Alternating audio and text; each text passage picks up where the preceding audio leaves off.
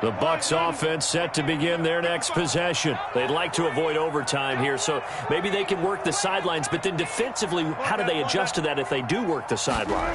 It's the old leverage game, and we usually talk about leverage at the line of scrimmage, right? Who's going to win with the low blocking and everything that goes along with that.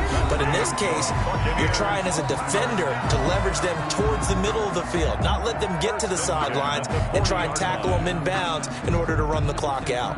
Chess match here late.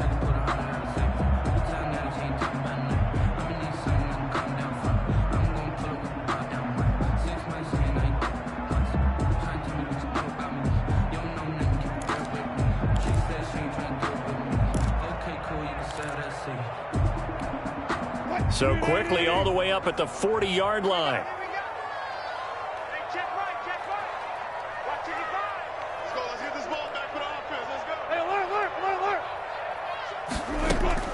Throwing now is Wilson.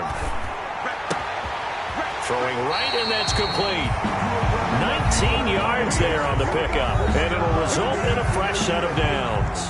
First and 10 at the 41-yard line.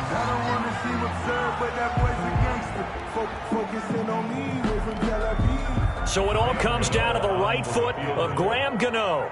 This would put them in the NFC title game. And now we'll get a timeout here. They're able to stop it with 1 second to go in this game. So it all comes down to the right foot of Graham Gano. This would put them in the NFC title game.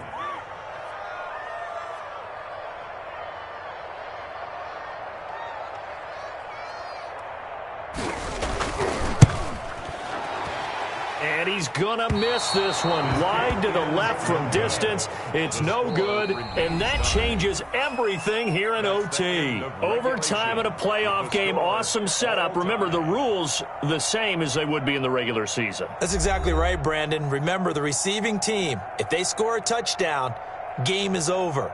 But if they kick a field goal or don't score, the other team gets a chance to get the football. They get a possession. If they go down and score, they win the football game at that point. If both teams kick field goals, we keep playing. If a defense scores, let's say the receiving team gets the ball, doesn't score, or they throw a pick six or fumble, gets picked up, the defense scores, game over. But here's the best part. In the regular season, only one period is played. We could call it a tie. Here, we're going to play until we have a winner.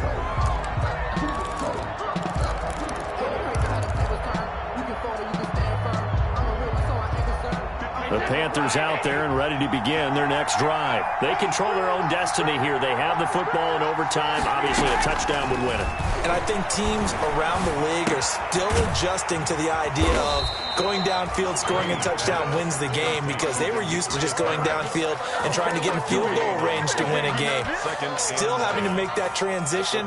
Let's face it now, the ones who are doing it best know they need to go down, attack, put the ball in the end zone, and not leave it up to a field goal and give the other team a chance. As we said, they control their own destiny now. And they'll get it all the way up about 5 yards shy of midfield. In the wild card game last week, he had 4 catches, and now he has his 4th catch here. And you definitely could make the case we might not even be in overtime had he not thrown 3 interceptions in regulation. But looking better here so far in OT. Yeah, and when you think about what a coach is thinking at that point, because normally you've thrown 3 picks during the game, you might craft your play calling to be a little more careful. Not in this case. The green light still on for him. Fired that one in there, able to make connection on a nice in route. With those faster passes and they're going that fast, any hesitation as a quarterback that the deflection, if you miss, might be bigger and lead to an interception? Yeah, and the deflection works both ways. Maybe a defender gets a hand in the way and it pops in the air. And sometimes you're throwing so hard your receiver can't handle it, and he pops it up in the air for the defenders to grab as well. But a move point there as they were able to connect. Brandon, perfect defense in this situation would have meant that there was an incompletion that would have picked it off. Okay, so they gave up the completion. But I really enjoyed watching how the defense stayed in sync, stayed in great communication, and as he dragged across each zone, you see him pointing, communicating. There he is, and they passed him off to each defender. Ended up making a nice play, even though it was complete. And throw right side complete to Parker. The completion there winds up a wash, and it'll bring up 4th down. Decision time now on 4th and about 1.5 yards. I can still hear my high school coach, John Ford, right now. I want my #1 play with my #1 runner over my #1 blocker to get me the first down. But some may very well say, punt this thing away, pin him down deep, and play field position. Brady going to go on 4th down. And it's caught by Parker. And he is tackled inside the 40, not quite to the 35. Back-to-back receptions for him, and it's another first down.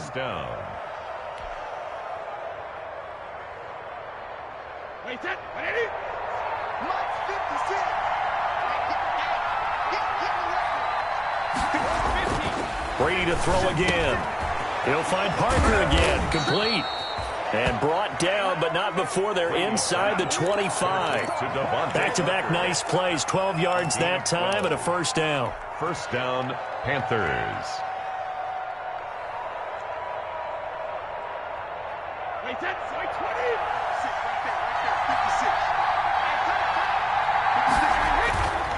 Now a 10th carry for Melvin Gordon. And down inside the 15, shy of the 10. Another nice gain, 13 yards that time, and another first down. Some big plays in the passing game on this drive, and here's one out of the running game. So the passing game loosening things up. Now there's room to roam.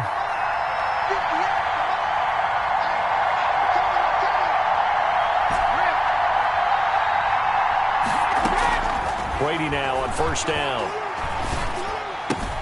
This will be caught at about the 5. Brady's pass. And he'll be brought down this time at the 5-yard line. A 6-yard Give him 6 on the play, and that'll make it second down. Bucks 5-yard line.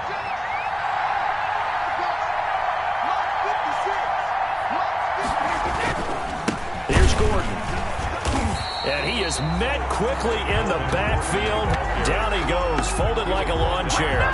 It'll be a loss of 1 yard, and that's going to lead to a 3rd and 4 coming up. And it's 3rd down. It's 3rd and 4. Big play here, trying to keep this opening drive of overtime alive.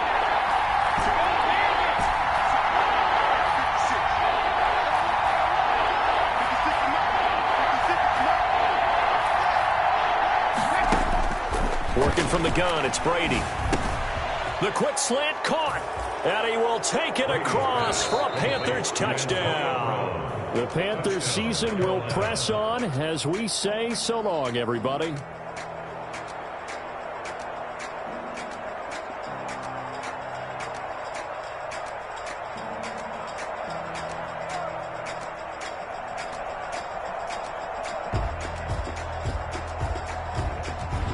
So that'll just about do it for Charles Davis. I'm Brandon Gaudin. You've been watching the NFL on EA Sports. For more, log on to easports.com. With that, we bid you good night from Tampa.